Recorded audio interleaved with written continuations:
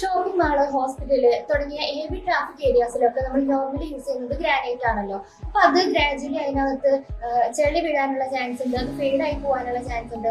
അപ്പോൾ അങ്ങനെ ഒരു സിറ്റുവേഷനിൽ ടൈൽസിൽ നമുക്ക് ഏത് പ്രൊഡക്റ്റ് ആയിരിക്കും റെക്കമെൻഡ് ചെയ്യുന്നുണ്ടാവുക? നല്ല ചോദ്യമാണ്. കാരണം മുമ്പെല്ലാം നമുക്ക് ഹെവി ഫുട്ഫോൾ വരുന്ന ഏരിയകളിൽ നമുക്ക് റെക്കമെൻഡ് ചെയ്യാൻ പറ്റിയിരുന്ന ഗ്രാനൈറ്റ് ആയിരുന്നു. അതല്ലാന്നുണ്ടെങ്കിൽ അതുപോലുള്ള മെറ്റീരിയൽ ആയിരുന്നു.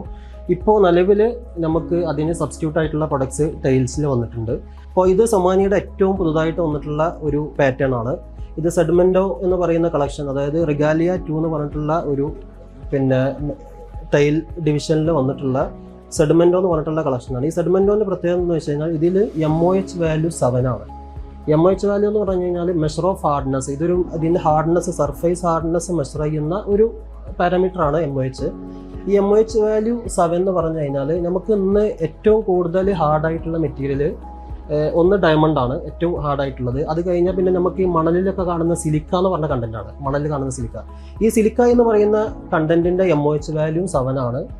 ഇതേ MOH വാല്യൂ നമ്മുടെ ഈ ടൈലിൻ്റെ സർഫേസിനും കിട്ടുന്നുണ്ട്. അപ്പോൾ അതിൻ്റെ ഒരു ഗുണം എന്താണെന്ന് വെച്ച് കഴിഞ്ഞാൽ നമ്മൾ രണ്ട് മെറ്റീരിയൽ തമ്മിൽ ഉരസുന്ന സമയത്ത് ഇതിൽ ഏതാണോ ഹാർഡ്, ആ ഹാർഡായിട്ടുള്ള മെറ്റീരിയൽ സോഫ്റ്റ് ആയിട്ടുള്ള മെറ്റീരിയലും ഉരക്കുമ്പോഴാണ് സോഫ്റ്റ് ആയിട്ടുള്ള മെറ്റീരിയലിന് ക്രാക്ക് വീഴുന്നത്. അതല്ലാന്നുണ്ടെങ്കിൽ അതിൻ്റെ സർഫേസിൽ ഇഷ്യൂ വരുന്നത്.